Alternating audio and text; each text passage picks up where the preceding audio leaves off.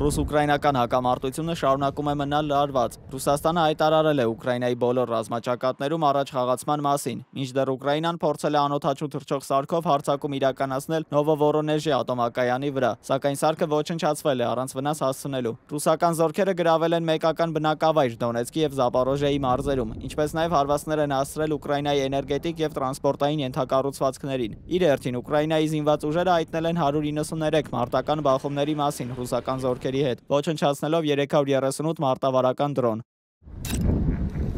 Իսրայելի ռազմական գործողությունները Գազայի հատվածում շարունակվում են։ Չնայած Համասի պատերազմի դադարեցման պատրաստակամության հայտարարությանը, սակայն երաշխիքների պահանջով Եգիպտոսի եւ Կատարի միջնորդությամբ Շարմ էլ-Շեյխում անցկացված բանակցությունները կենտրոնացել են Իսրայելի զորքերի դուրսբերման եւ գերիների ազատման հարցերի վրա, սակայն Համասը պնդում է Իսրայելի զինված ուժերի լիակատար դուրսբերումը։ Գազայի իշխանությունների տվյալներով 2023 թվականի հոկտեմբերի 7-ի հարձակումից ի վեր զոհվել է 67000 մարդ։ Իսրայելական կողմը հայտնել է 1200 զոհի եւ 251 գերեվարված անձի մասին։ Իսրայելական կողմից նաև զոհվել է 1200 զինծառայող։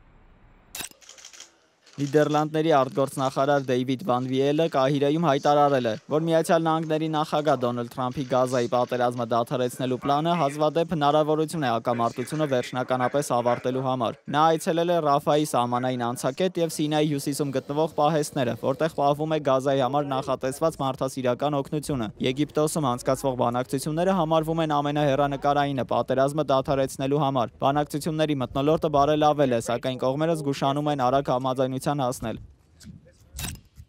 Մեծ Բրիտանիայի վարչապետ Քիր Սարմերը երկօրյա այցով մեկնել է Հնդկաստան։ Նրան ուղեկցում են բիզնեսի, մշակույթի եւ ակադեմիական ոլորտների ավելի քան 100 ներկայացուցիչներ, նպաստելով վերջերս կնքված առևտրային համաձայնագրի իրականացմանը։ 2023 թվականի հուլիսին Հնդկաստանի վարչապետ Նարենդրա Մոդիի այցի ընթացքում ստորագրված ազատ առևտրի համաձայնագիրը նվազեցնում է մաքսատուրքերը մի շարք ապրանքների, այդ թվում տեքստիլի, վիսկիի եւ ավտոմեքենաների, նաեւ ընդլայնում է շուկայի հասանելիությունը բիզնեսների համար։ Եռամյա բանակցությունների արդյունքում կնքված համաձայնագիրը նպատակ ունի մինչև 2040 թվականը երկկողմ առևտուրն ավելացնել 25.5 միլիարդ ֆունտով։